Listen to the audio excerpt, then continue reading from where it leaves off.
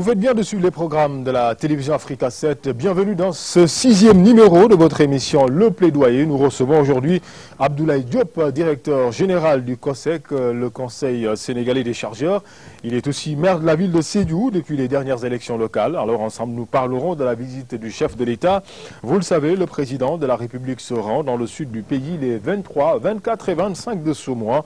Ce pour la 3e fois depuis son accession à la magistrature suprême. Comment comprendre ce déplacement du chef de l'État dans cette partie du pays? Nous en parlerons ce soir avec notre invité qui, je rappelle, est le maire de Sédhiou. Abdoulaye Diop nous dira la politique qu'il compte adopter pour développer sa ville. Sans plus tarder, on va donc donner la parole à notre invité. Monsieur Diop, bonsoir.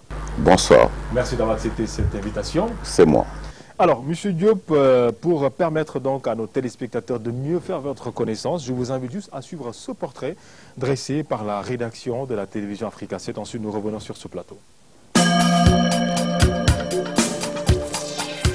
Cela fait plusieurs années qu'il préside au destiné du Conseil sénégalais des chargeurs. Abdoulaye Diop entend marquer l'histoire de par sa présence au COSEC. Il compte lancer un ambitieux programme de construction des chambres de commerce du Sénégal, mais pas seulement. Diop, comme l'appellent affectueusement ses proches, entend également lancer un programme de raccordement au réseau de la Sénélec et de la SDE. Pour joindre la parole à l'action, le COSEC veut installer des entrepôts frigorifiques dans les 14 régions du Sénégal. Il est également prévu l'acquisition du bateau Mamkoumalamb pour la desserte maritime Dakar-Rufisque et un navire de 200 places pour le fret. Sur le plan politique, Abdoulaye Diop est un militant de l'Alliance pour la République. Il a été élu maire de Sédhiou lors des dernières élections locales. Il fait partie des rares responsables de l'APR qui ont réussi à fédérer autour de sa personne l'ensemble des partis politiques qui constituent la coalition Benno Bokk Yakaar. Son rêve le plus ardent, faire de Sédhiou l'une des villes les plus attrayantes du Sénégal. Voilà, vous venez à l'instant même de suivre le portrait de notre invité. Il s'agit donc d'Abdoulaye Diop, directeur général du COSEC, le Conseil sénégalais des chargeurs. Il est aussi maire de la ville de Sédhiou, vous le savez. Donc le prétexte de cette invitation, c'est le déplacement du chef de l'État dans le sud du pays. C'est pour la 3e fois. Macky Sall donc va se rendre dans la capitale du sud, ou bien dans le sud même du pays, on va dire d'une manière générale, les 23, 24 et 25 de ce mois. C'est pour la 3e fois. Monsieur Diop, alors, comment peut-on comprendre un peu ce déplacement du chef de l'État, on va dire, dans le sud du pays? Mais je vous remercie. Je crois qu'aujourd'hui, quand on voit la complexité du monde, qui devient de plus en plus confus et complexe, quand on voit un Sénégal de plus en plus démocratique, avec l'ère de la démocratie, de la décentralisation, de la mondialisation, je crois que le président de la République a compris qu'il doit s'impliquer. Parce qu'aujourd'hui, les populations ont besoin des hommes politiques et des élites qui s'impliquent. Comment? Aujourd'hui, il va venir pour la 3e fois, comme vous le dites chez nous. Ça veut dire qu'il vient prendre la température, toucher le battement, s'apercevoir du battement des cœurs de ses concitoyens. Je crois que tout cela peut l'aider à prendre les bonnes décisions avec l'ensemble de son équipe. Au-delà de cela, c'est toujours une satisfaction et une joie pour le maire d'une ville comme Sédhiou. Parce que autant quand on mesure l'influence du Sénégal de par le monde et un déphasage avec sa puissance militaire. Sédhiou, dans le temps, jouait ce rôle-là dans le Sénégal. Sédhiou, pour vous rappeler, était la première capitale de la Casamance dans son entité. Sédhiou a rayonné avec des très grands hommes. Pour ne pas me tromper, on peut parler d'Ibou Diallo, on peut parler de Demba Koli, on peut parler d'Adama Diallo, on peut parler de Kanté, on peut parler de Balamoussa Dafé, on peut parler du professeur Tidjanda. C'est l'occasion pour nous de revoir avec l'ensemble des équipes du président de la République et de nous donner une impulsion. Parce que comme je le disais, Sédhiou étant la première capitale du Sénégal, mais aujourd'hui nous avons un retard criard versus Kolda, versus Ziguinchor. Aujourd'hui, le Sédhiouois que je suis avec l'ensemble de la région de Goudomp, dans la région de Bounkiling et le département de Bounkiling, Goudomp et de Sédhiou, ils vont se comparer à Kolda. Kolda qui a eu dans le temps un plan Marshall. Ziguinchor a eu un plan Marshall. Et aujourd'hui, c'est l'occasion, je sais que le président de la République a de très grandes ambitions pour aussi. Comme le président aime l'équité, je crois que c'est l'occasion pour nous de faire un saut positif. Pour la troisième fois, donc on va dire depuis son accession à la magistrature suprême, le président se rend dans votre région. Je dis la région de la Casamance naturelle. Il aime bien chez nous. Tout à fait. Et ça a un cachet particulier. Est-ce cela dit également, peut-être, il espère que le développement du Sénégal devrait partir, on va dire, du sud du pays, ou bien? Je crois que Sédhiou doit, et l'ensemble de la Casamance, de par ses potentialités agricoles, de potentiel humain que nous avions,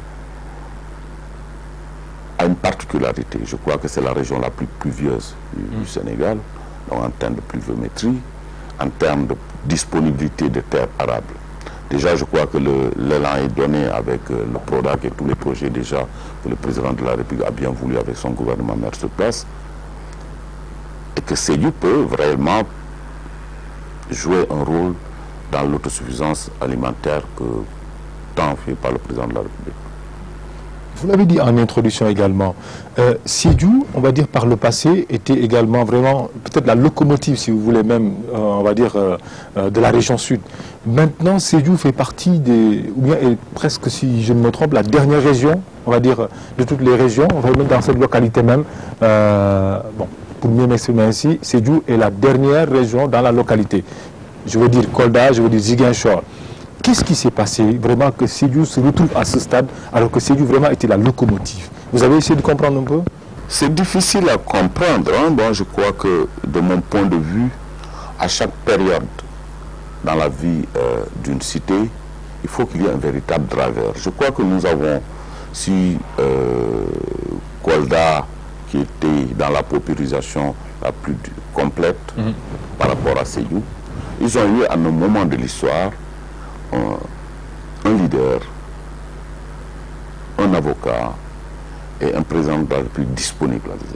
Parce que quoi qu'on dise aujourd'hui, dans ces localités-là, nous avons besoin de tout. Si je considère qu'à Sédhiou, nous avons en termes d'indice de pauvreté, c'est criard. En termes de santé, c'est criard. En termes d'interconnexion même entre les trois départements de la région, je crois que c'est important. Il faut déjà que Sédhiou soit interconnecté dans la même région pour qu'il y ait accessibilité pour un Sédhiois ou pour quelqu'un de Goudomp de se déplacer facilement à Bunkiling, de se déplacer facilement dans le département de Sédhiou, vice-versa. Et ensuite, pour que l'ensemble de cette région-là soit ouverte au monde. Il y a les possibilités. Je crois qu'en termes d'infrastructures routières, ça c'est l'une des priorités. Et puis sortir de Sédhiou d'une situation de ruralité, parce que c'est une ville rurale aujourd'hui. Il faudrait que Sédhiou ait la lumière, il faudrait que Sédhiou ait des artères, il faudrait que le quotidien du Sédhiou s'améliore, il faudrait que l'amélioration de la santé, l'amélioration au niveau de l'éducation, de l'épanouissement de la jeunesse, et de surcroît avoir une occupation. Parce que c'est fondamentalement important qu'au niveau de notre pays, que la jeunesse de ma région ait du travail. Vous comprenez, je comprends un peu les problèmes qui peuvent de par le monde. Hein. Je crois que le problème de l'emploi aujourd'hui est un problème criard, est un problème effectif, même dans les pays les plus développés. Je donne pour exemple les États-Unis économiquement, je pense qu'ils tournent autour de 6-7%. Au même temps que la France qui tourne autour de 7-8% autour de taux de chômage, bien qu'étant la 5e puissance mondiale. On peut donner l'exemple de l'Espagne, qui est la 7e puissance mondiale, qui, à un moment de l'histoire, a tourné autour de 18-20% de taux de chômage. C'est un problème. Mais je crois que si on considère les potentialités que nous avions agricoles, on peut sortir Sédhiou de cette situation-là. Je crois que telle est la volonté du gouvernement du Sénégal et telle est la volonté de son chef de l'État. Si je comprends bien, Sédhiou n'a pas su profiter, on va dire, de son statut de région jusqu'à présent, parce que les choses sont toujours, on va dire, au point mort. Hein. Je dirais qu'on est une région rurale, à date. Il faudrait aujourd'hui qu'on soit une région émergente. Et pour cela, il faut une bonne jonction. Je crois que ce n'est pas gratuit quand vous nous disiez tantôt que le président de la République est venu 3 fois dans la région. Oui, ça veut dire que pour tout l'intérêt qu'il porte pour la région et tout le sens de l'équité qu'il voudrait. Je vous donne des exemples. Quand vous voyez sur Sédhiou au Sénégal, on est aux alentours de 70% de disponibilité de l'eau. C'est ça les moyennes. Au Sédhiou, on est à 24. Il y a un problème. Donc il faudrait qu'aujourd'hui Sédhiou arrive à 70 au plan national, aux indicateurs du plan national. Sédhiou, ville émergente, avant d'en revenir un peu, mais est-ce que Sédhiou profite réellement de sa situation géographique, de ses énormes potentialités? Parce que selon les dernières statistiques également, on voit que Sédhiou est, si je ne me trompe pas, premier producteur de bananes, de mangue et d'anacarde aussi au Sénégal. Alors, c'est vrai, il faut produire, c'est une chose. Pouvoir exporter pour trouver un marché, c'est autre chose. Je pense que tout cela, il faut sortir Sédhiou de sa situation d'enclavement. Et Sédhiou peut être enclavé, que ce soit sur le plan routier, que ce soit sur le plan fluvial. Il est entendu que nous avons aujourd'hui un fleuve Casamance qui part de Ziguinchor jusqu'à Vélingara, Kolda plutôt, et que quand il y a des années de cela, quand j'étais gamin, les chalands et tout cela, Sédhiou était très dynamique même sur le plan économique. Je crois que c'est une bonne piste de réflexion, désenclaver le pays, désenclaver cette partie du pays par le fluvial, désenclaver par des infrastructures routières.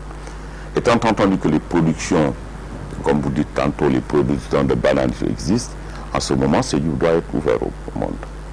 Et je crois que sur cette question-là, nous aurons bientôt, ça va être une histoire passée. Et vous comptez beaucoup sur donc, les deux navires, Djangen et... Comment ça s'appelle encore? Agen et Djamboun?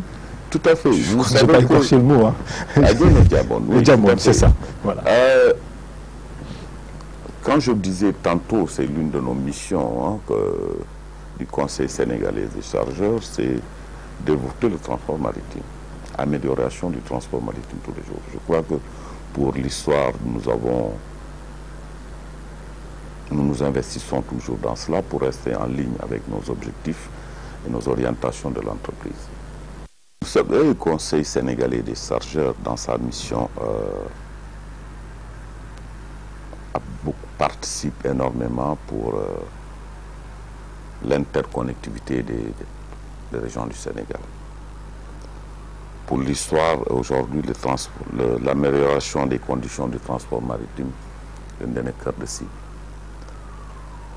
Pour exemple, je veux parler de l'acquisition du Samba Laobé, le bout du baliseur. Je veux parler de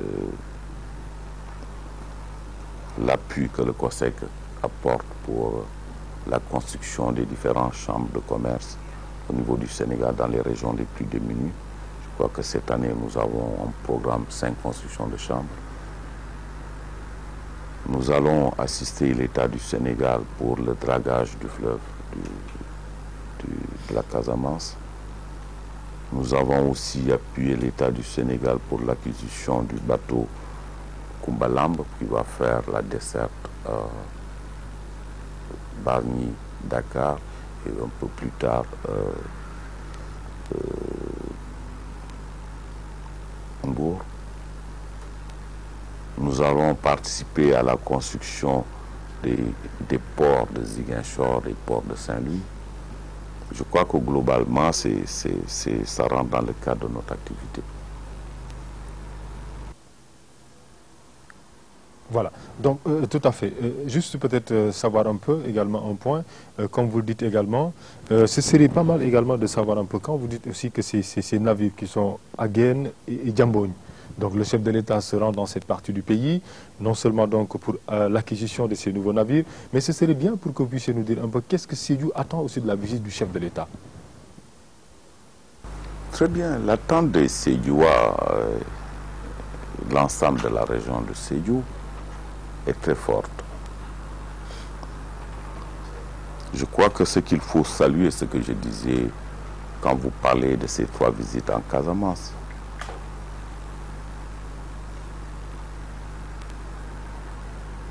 L'humilité et la modestie avec laquelle il est en train de gérer le pays reflètent un peu une grandeur d'esprit.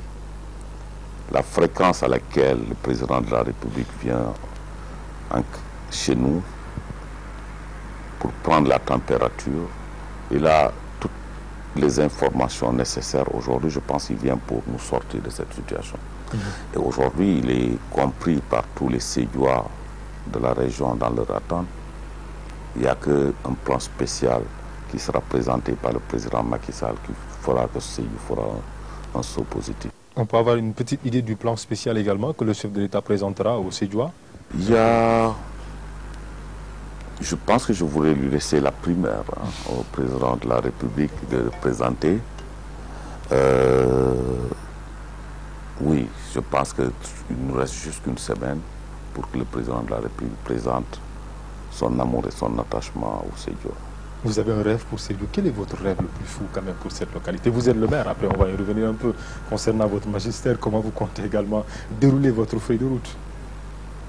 Le rêve de tout maire et notre rôle,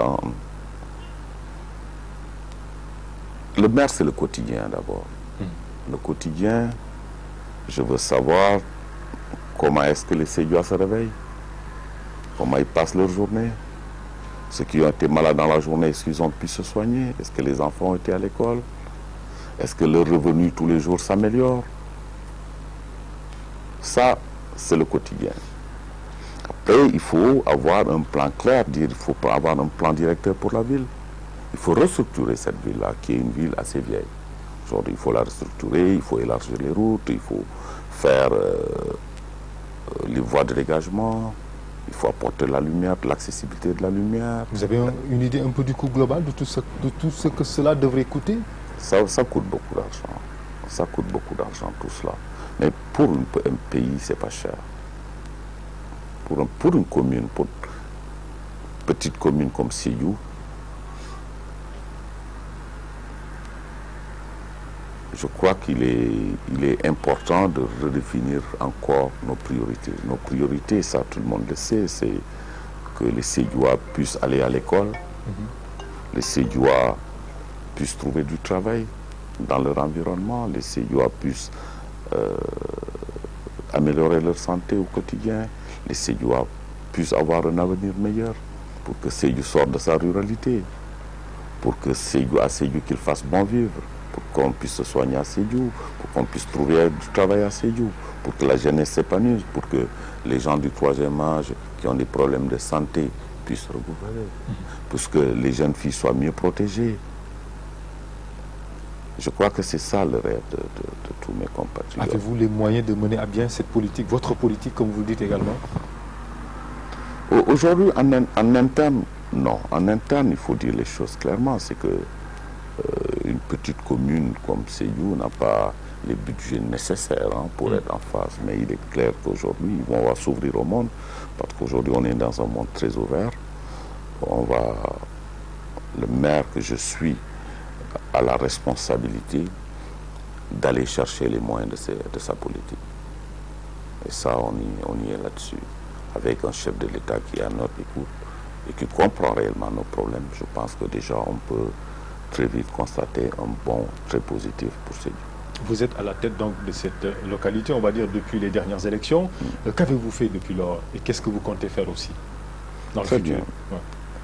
Je crois que dans un premier instant, il faut s'attaquer aux problèmes cruciaux. Les problèmes cruciaux vont de l'obscurité de la ville. Je pense qu'on était dans une ville l'une des plus obscures au Sénégal. Et c'est de là, il y a une nette amélioration, c'est vrai, mais bon, il faut aussi une qualité de l'électricité. Aujourd'hui, il faut augmenter la qualité améliorer la qualité de l'électricité pour que les infrastructures qui existent déjà puissent fonctionner. Il faut aujourd'hui se concentrer aussi sur la disponibilité de l'eau et de l'électricité dans les nouveaux quartiers. Il faut aujourd'hui restructurer la ville, il faut réfléchir sur l'extension communale, ce qui est une priorité parce que le périmètre de la ville aujourd'hui, il faut l'étendre. Il faut créer de nouveaux quartiers, en collaboration, en relation avec les structures bancaires et tout ça qui existe, avec les coopératives, je crois qu'on est déjà très en avance là-dessus.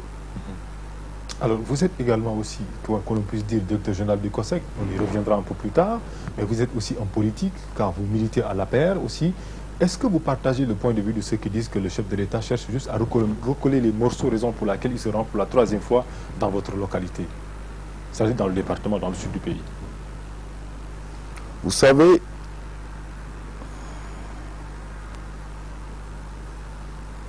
dans ce pays, si vous sortez avec votre épouse de la maison, on va vous accuser d'abandonner les enfants. Si vous ne sortez pas, on vous dit que vous êtes antisocial. Vous n'êtes pas en bon compte. À un moment, il faut prendre des décisions. Vous savez, un leader ne change pas parce qu'il y a une critique. Un leader se donne une orientation, il sait où est-ce qu'il va. Et où est-ce qu'il a, en sachant où est-ce qu'il va, c'est ça qu'il est dans la prise de décision. Pour moi, j'aurais une autre interprétation de sa fréquence en Casamance. Ça montre tout l'amour qu'il a dans une localité. On n'est pas fréquent. Le président de la République, qui est élu démocratiquement, a la latitude, a le pouvoir de décision. Je crois que plutôt ça me prouve que le président de la République a compris que le peuple qu'il a élu, il faut qu'il soit proche de ce peuple-là. Et ça, c'est une fierté. Mais quelle est l'urgence qui s'impose un peu, par exemple, pour qu'il se rende là pour la 3e fois dans votre fief? Tout est urgent chez nous. Tout est urgent chez nous. Tout est urgent chez nous. Le maire que je suis est très frustré de ne pas pouvoir héberger tout le monde. Donc, ça veut dire qu'aujourd'hui, j'ai besoin en urgence d'infrastructures. Sédhiou devient aujourd'hui une capitale régionale. Elle est une capitale régionale. Une capitale régionale, ça demande, avec toutes les séries de séminaires, de rencontres qui ont lieu, il est important d'avoir une capacité viable d'accueil, une capacité viable d'hébergement. Et tout cela, aujourd'hui, ça nous pousse à l'évidence qu'il faut faire quelque chose. Il faut faire quelque chose pour que les villes se développent, puissent accueillir ces étrangers. Il faut faire quelque chose pour que les jeunes puissent s'épanouir dans les stades. Il faut faire quelque chose pour que les gens aient la fierté de leur ville, soient fiers de leur ville, que ce soit en termes d'infrastructure, en termes de qualité de vie. C'est ce qui fera que dans l'avenir, si les gens ont la qualité de vie chez eux, les gens ont des soins de santé chez eux, si les gens trouvent du travail chez eux, ils n'ont pas besoin aujourd'hui de partir de ces pays. Mais vous avez des projets à court terme quand même, parce qu'apparemment, ce que vous dites, ce sont des projets un peu à long terme. Et peut-être, comme vous le dites également, Sédhiou est dans l'urgence, comme dans les autres régions du sud aussi, ou des autres localités. On est dans l'urgence, mais pas alarmante. Je crois que la capacité d'un leader, c'est pouvoir faire face aux défis.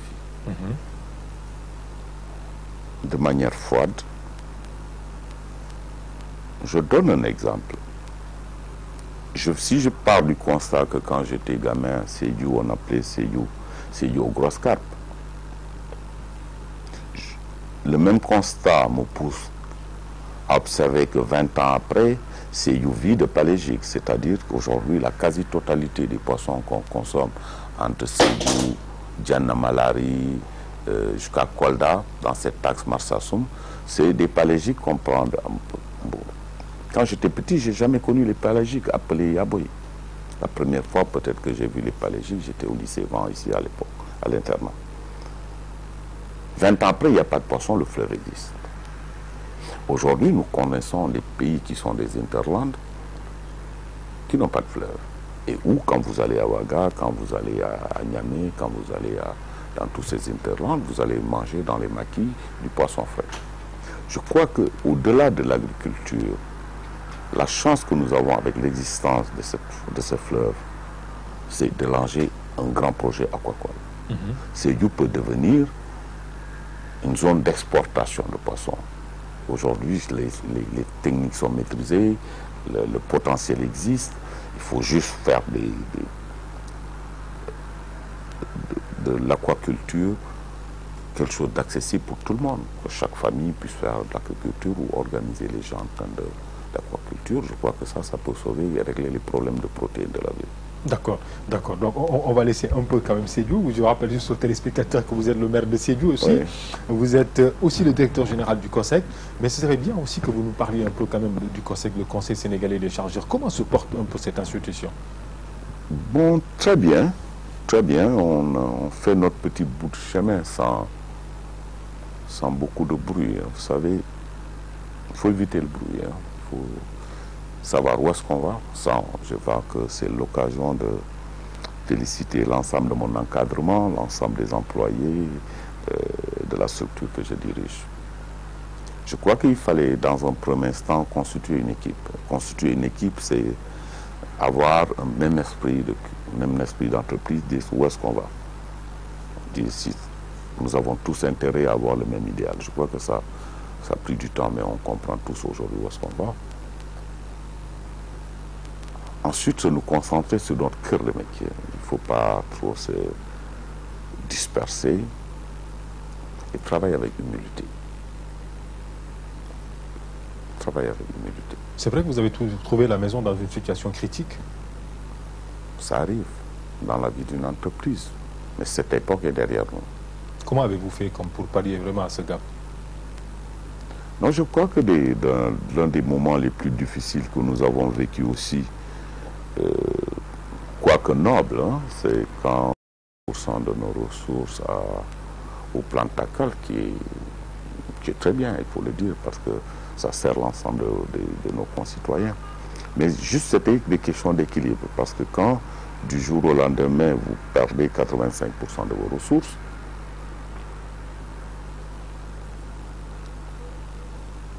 un manager haute durée, donc je mets dehors 85% de mes charges. Ça veut dire que je déflate. Je crois que nous avons évité cela parce que nous considérons que chacun a un rôle à jouer dans l'entreprise et que ça, c'est la chose la plus facile, je dirais, dire déflater. Non, nous avons tous ensemble, il y avait des inquiétudes, on s'est dit, écoute, on assure à tout le monde de garder son travail. Mais nous allons serrer la ceinture, et dépenser que quand c'est urgent et nécessaire. Quand c'est nécessaire, c'est pas urgent, on attend. Sans qu'il y ait urgence, c'est pas nécessaire, on attend. Je crois que tout le monde a donné du sien durant cette période-là. Maintenant, c'est l'occasion de remercier le gouvernement et son président de la République qui nous a restitué. On nous a restitué une partie, nous continuons à assister le plan TACAL, mais pas dans les mêmes proportions. Aujourd'hui, je crois que nous sommes en mesure de continuer et de faire très bien notre travail. Est-ce que le COSEC ressent un peu quand même la crise, on va dire économique, qui frappe un peu quand même le monde entier? Mais tout le monde sent la crise. Si l'activité commerciale du COSEC dans les imports et les exports, la récession du monde ne peut pas exempter le COSEC. Il y a une récession mondiale, on ne peut pas exempter le COSEC. Je crois que ce qui est important, c'est de dire où est-ce qu'on va.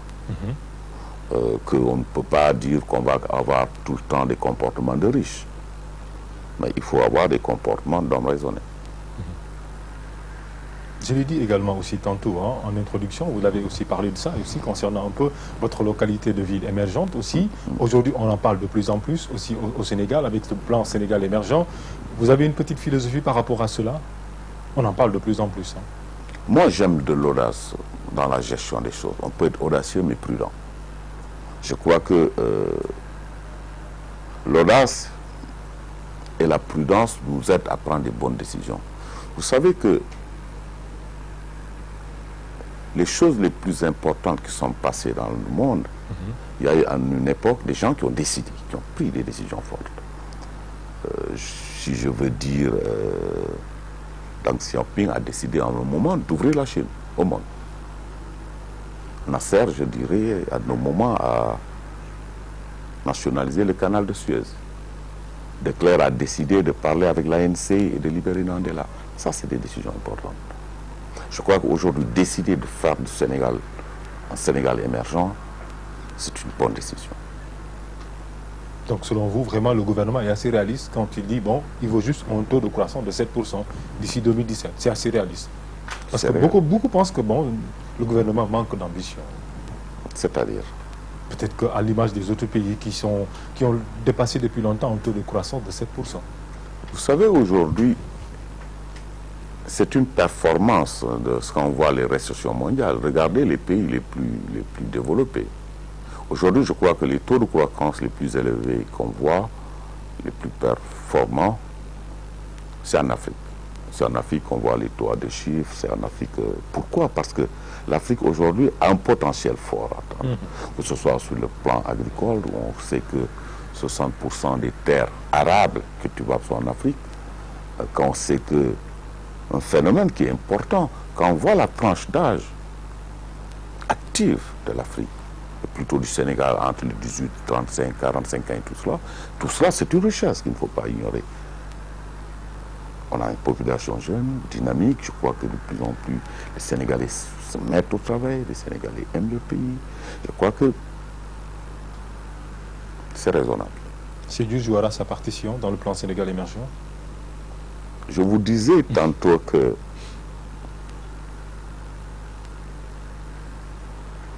Sédhiou a joué dans le passé. C'est ça le rêve de tous les Sédhiouas.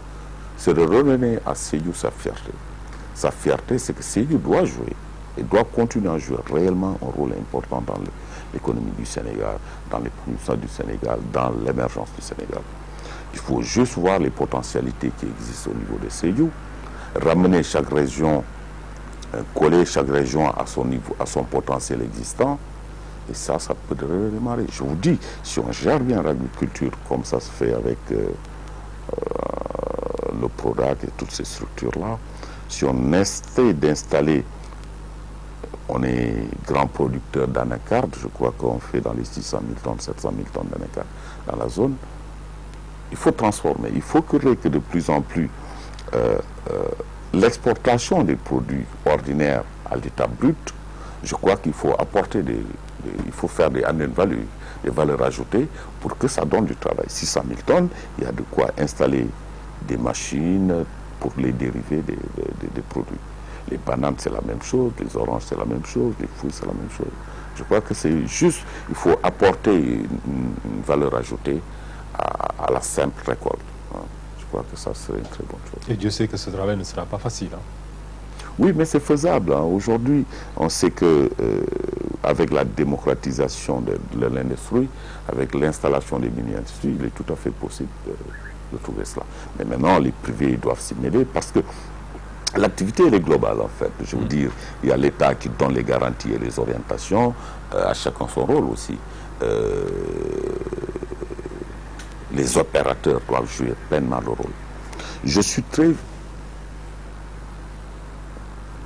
vexé quand je vois, je rien de compte, que la quasi-totalité de nos productions, par exemple d'anacarde, sont exportées de leur état brut dans les pays comme l'Inde et tout cela. Donc on peut exiger à ce qu'il y ait une semi-transformation de ces produits-là avant leur exportation, qui va forcément engendrer de l'emploi, qui va forcément engendrer de gagner un peu plus d'argent pour nos paysans. Absolument. Absolument. Alors fermons un peu, on va fermer ce volet économico-politique aussi, à travers juste cette question aussi. Quels sont les projets quand même du COSEC, avant d'en venir juste à la politique pure et dure? Voilà, je vous remercie. L'un de nos rêves qui va être réalité parce qu'on est sur cette orientation, c'est de faire du Sénégal un hub du transport maritime. Le gros problème que nous avons aujourd'hui,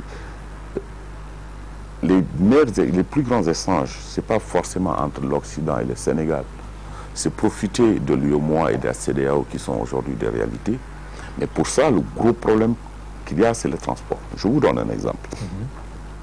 Je crois que cette année, avec les 3 industries de ciment que nous avons au Sénégal, les projections de production sont de à peu près 10 millions de tonnes consolidées pour les 3 structures.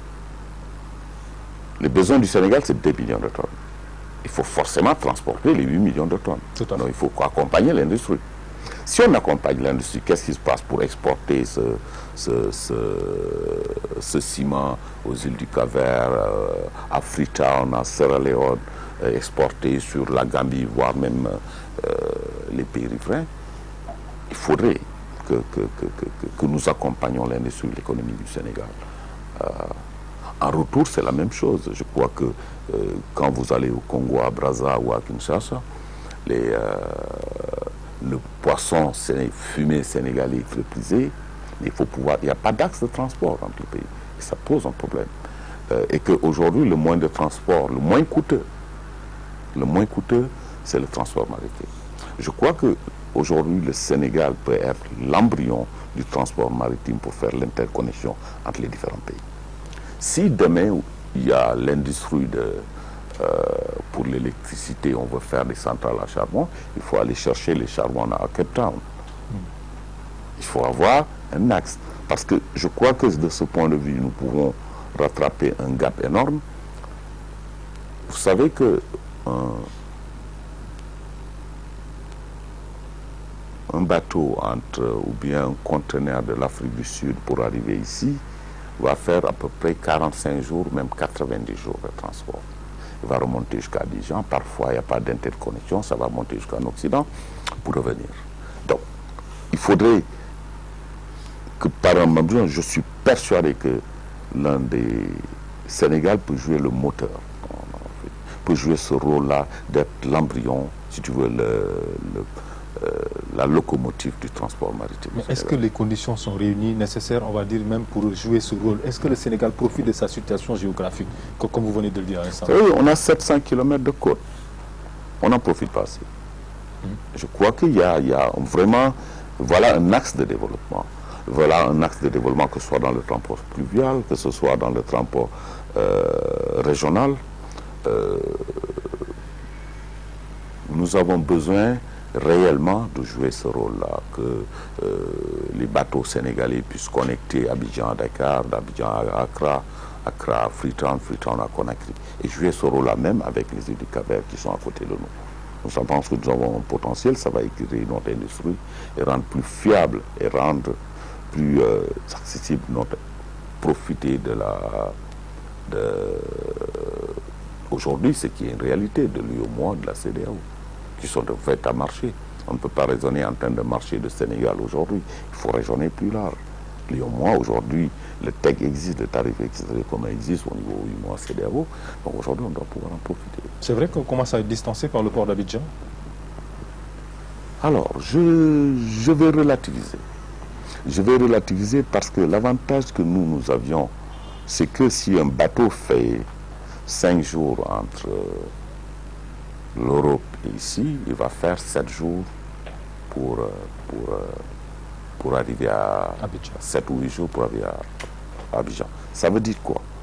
Ça veut dire que les deux bateaux qui partent en même temps d'un port de Marseille, au 5e jour, le bateau est arrivé ici. Le 6e jour, il peut décharger sa marchandise et prendre 2 jours pour arriver à Bamako, par exemple, qui est un bon partenaire. Alors que, donc, le 7e jour, quelqu'un qui partirait par la porte de Dakar, au 7e jour, le client ou l'importateur trouve ses produits à Bamako. Alors que ces mêmes produits ne sont pas arrivés encore sur Abidjan. Il faut faire 8 jours à peu près.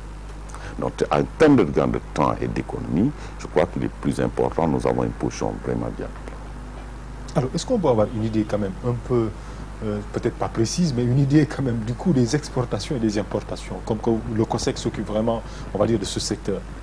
Alors, je crois que nous avec l'ONTM, on essaie de suivre un peu les stats parallèlement. Ce qu'il faut dire, la première observation, c'est qu'il y a un transfert d'intérêt. Hein. Il y a 25 ans, je crois que la quasi-totalité de nos importations venait de l'Occident. Il y a 15 ans ou 10 ans, ça venait de Dubaï. Maintenant, ça vient un peu de la Chine. Je crois que quand on voit un peu les ratios, on peut dire le premier pays, c'est la Chine, le deuxième, les Émirats, et ensuite l'Occident. Alors, là aussi, dans notre rôle, il est de notre rôle d'encadrer, d'accompagner le chargeur sénégalais. C'est ainsi que déjà nous allons ouvrir cette année nos antennes à Dubaï, en Chine et plus tard en Inde. Pourquoi? Parce qu'il faut pouvoir encadrer. Parce qu'aujourd'hui, le commerce international, c'est un métier, ce n'est pas la gestion d'une boutique. Avec les termes de contrat, avec la barrière de la langue, avec les contentieux. Nos opérateurs ont parfois beaucoup de contentieux dans ce pays-là. Il ne faudrait pas qu'ils se sentent isolés. Il faudrait qu'avec nos bureaux de représentation, que nous puissions prendre en charge les inquiétudes, les interrogations, l'encadrement, pour faire de nos hommes d'affaires des gens sécurisés dans le cadre du business. Mais on ne peut pas avoir une idée assez approximative un peu du montant, on va dire par an, un peu du coup des exportations et des importations, non? C'est un peu difficile. C'est un peu difficile de Il y savoir. a beaucoup de secteurs informels. C'est un peu difficile. Mais dès que par exemple les importations arrivent, est-ce que le déchargement se fait rapidement? Ou bien ça prend du temps? On a un port performant. On a un port performant. Il y a certains pays où les bateaux attendent en rade 8 jours, 15 jours avant d'être déchargés. Et tel n'est pas le cas ici au port de Dakar? Quoi qu'on dise, il faut dire que les bonnes choses ont été faites ici. Il faut continuer, c'est vrai, parce que la compétitivité aujourd'hui est sous-régionale. Les investissements dans le port de Lomé, les investissements dans le port de Cotonou, d'Abidjan. Et nous avons encore un avantage considérable, c'est l'avantage distance. Et cet avantage distance-là, on ne doit pas dormir dans l'oreiller. Je crois que les gens, ils ont bien compris cela. Et qu'il faut rendre le port du Sénégal plus compétitif. Et je pense que de bonnes choses sont en train de se faire là-bas par notre ami. D'accord, d'accord. Le docteur Cherkanté. Très bien. D'accord, clin d'œil au passage. Alors, je l'ai dit aussi, un peu, parce qu'il ne reste plus que 10 minutes à passer en temps. Le temps passe très vite. Très bien. Vous êtes aussi un politique, vous êtes militant à l'APR, l'Alliance pour la République, le parti au pouvoir. Absolument. Le chef de l'État doit venir dans votre localité. Alors, comment se porte un peu l'Alliance pour la République? Mais très bien. Très bien, votre parti se porte très bien. Très bien, impeccable. Ça se porte très bien. Je crois que il y a de nouveaux types de leaders, de profils de politique qui existent. Nous avons compris qu'ensemble, on peut faire de très bonnes choses. Je crois qu'on essaye de gérer au mieux l'essentiel. Et ça, c'est très important. Je crois que ça, il faut saluer l'esprit de tous nos amis de l'APR, de tous les départements. Vraiment, l'esprit qui prévaut est un très bon esprit qu'il faut continuer à se consolider. L'APR qui reste très faible dans votre localité, dans le sud du pays. Très fort. Ah bon? Très fort? Comment ça? Ben, si je dis... À part la ville de Sédhiou, bon. Oui, quel est le responsable qui a gagné là-bas? Je vous dis, dans le département de Sédhiou, vous avez 14 municipalités. Les 2 sont de l'opposition. Les 12 sont de l'APR. Et vous allez me dire que l'APR est faible? Non, peut-être pas assez. Mais... Sur le consolidé de la région, nous avons 43 municipalités. Pour la région, les 3 départements. 8 sont de l'opposition, le reste de l'APR. L'APR est faible? Non. Mais on peut faire mieux. Mais aujourd'hui, la région la plus importante, on va dire, c'est Ziguinchor. C'est-à-dire? C'est-à-dire, c'est la région, on va dire phare, ou peut-être qui draine un peu l'économie du sud du pays. Oui, c'est là où il faut. Je crois qu'on va... J'ai rien de compte avec mes amis de Ziguinchor. Mais je crois que même les amis de Ziguinchor et de Kolda, ils voudraient que Sédhiou les rattrape d'abord. Je crois qu'aujourd'hui, le déséquilibre est un peu là. Vous savez que c'est assez sensible, quand je parle avec le cœur très gros. Quand je vais à Kolda, quand je vais à Ziguinchor, je suis dans le vrai ville, versus Sédhiou. Je tiens à ce que Sédhiou soit une vraie ville. Quand je dis vraie ville, avec toutes les commodités. Commodités d'une vraie ville, une ville avec ses artères, ou une ville avec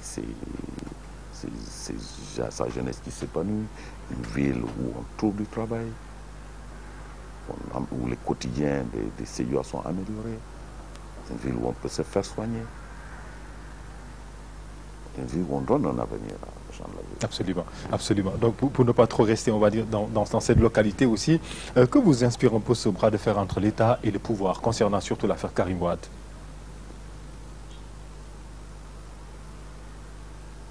En fait, c'est assez difficile. Et puis, par nature, je ne veux pas m'avancer dans les choses que je mets. Je ne suis pas un juriste de formation, mais je crois que dans un pays, comme je disais tantôt, où il y a la démocratie, comme on dit au Sénégal,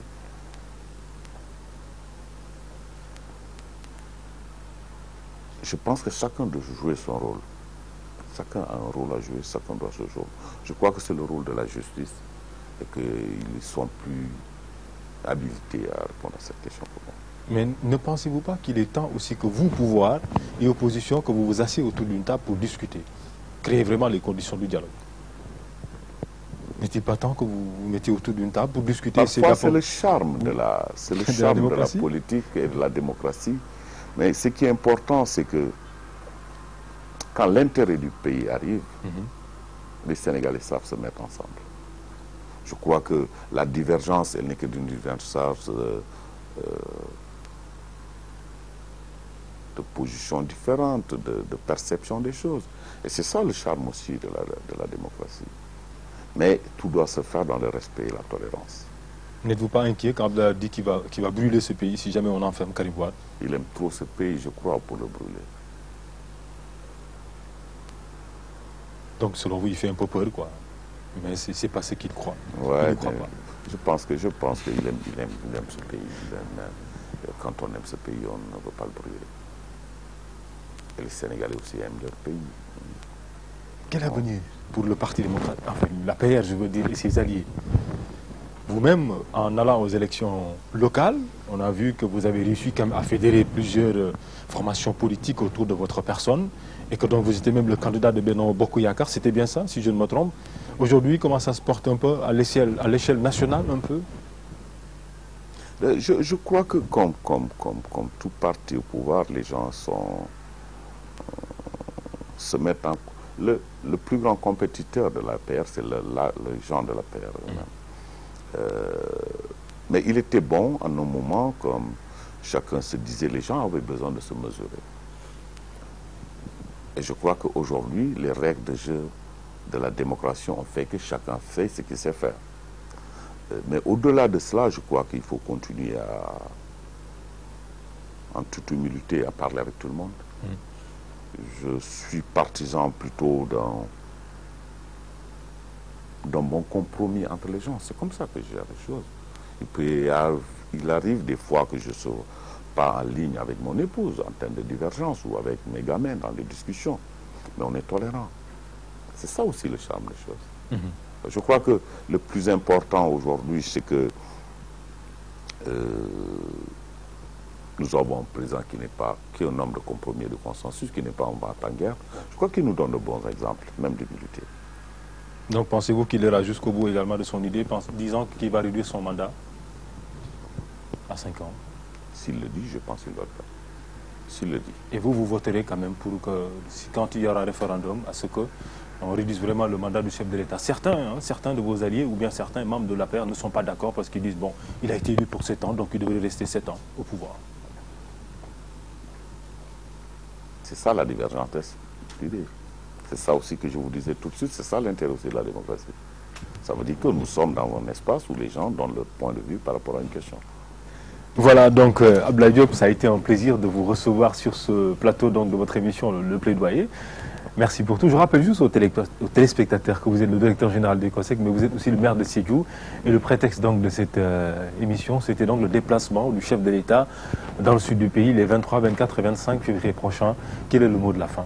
Le mot de la fin, c'est que je parle d'abord aux 3 départements de ma ville. Je crois qu'aujourd'hui, tout le monde est excité à l'idée de recevoir le chef de l'État. Comme on sait bien le faire, nous allons être debout comme un seul homme pour recevoir le premier des Sénégalais. Dans la joie, dans l'allégresse et vraiment dans les civilités que nous nous donnons. C'est ainsi aussi pour moi l'occasion de remercier l'ensemble du département, l'ensemble des responsables, pour dire l'ensemble des populations, parce que au-delà, ce n'est pas une visite des élites de la politique. Il vient voir son peuple toucher le pouls. Donc tout le monde est convié. Tous les jeunes, toutes les femmes, les enfants, le troisième âge, tous c'est leur étranger qui vient, c'est eux qui doivent accueillir le président de la République de son équipe. Au-delà de la région de Sédhiou, c'est tout le Kolda, avec le bon voisinage, c'est tout Ziguinchor avec le bon voisinage qui vont venir encore accueillir notre président de la République de Sédhiou. Pour ça, je souhaite vraiment vivement encourager tout le monde. Je remercie vraiment le chef de l'État aussi pour l'attention particulière, pour le désir qu'il a voulu rester 3 jours seul. Merci infiniment à vous, Abdoulaye Diop. Merci également à vous, les téléspectateurs. C'est la fin de ce numéro. Passez d'excellents moments en compagnie des programmes de la télévision Africa 7.